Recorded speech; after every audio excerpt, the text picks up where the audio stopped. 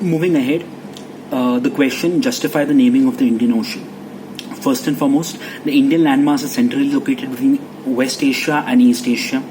Second, India is a southward extension of the Asian continent. Third, the Trans-Indian Ocean routes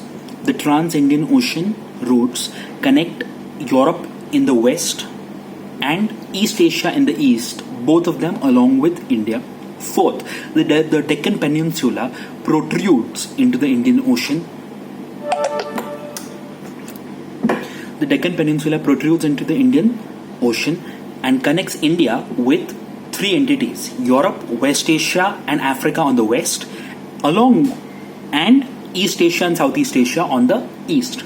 Fifth and finally, no country has as long a coastline as India does in this particular ocean, and hence the name Indian Ocean is perfectly justified.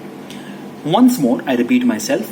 The Indian landmass is centrally located between West Asia and East Asia. 1. 2. India is a southward extension of the Asian continent.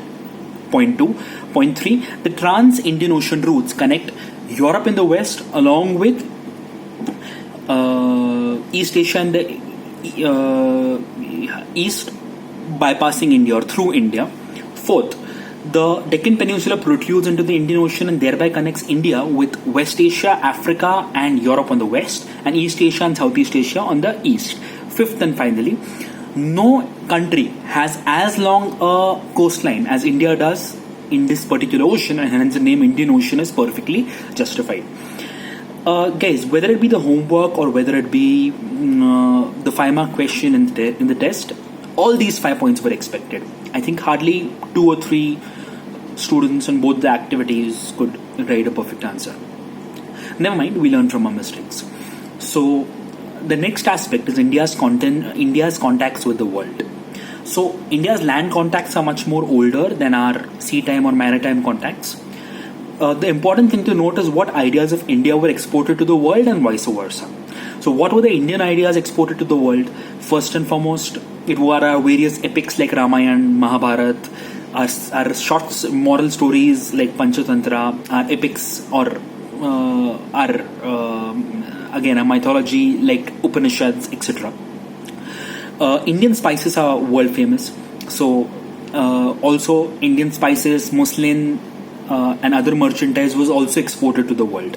This particular point, while y'all wrote the first point of what India exported to the world and the point of what the world exported to India, the second point of India's export to the world, spices, muslin, and other merchandise, hardly any of you wrote.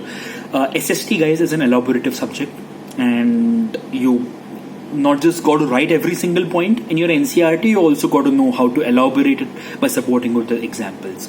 Not writing a particular point is unforgivable. We'll learn that as we move, I'm sure.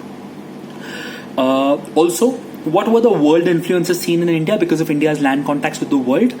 We saw the influence of Greek sculpture in India. We also saw various West Asian architectural styles like domes, minarets, etc. come into our country. So once again, to summarize, we saw Indian influences like Ramayana, Mahabharata, Upanishads, Panchatantra, our spices, muslin, and other merchandise being exported to the world. We saw the world influences like Greek sculpture, architectural style like domes and minarets imported into India.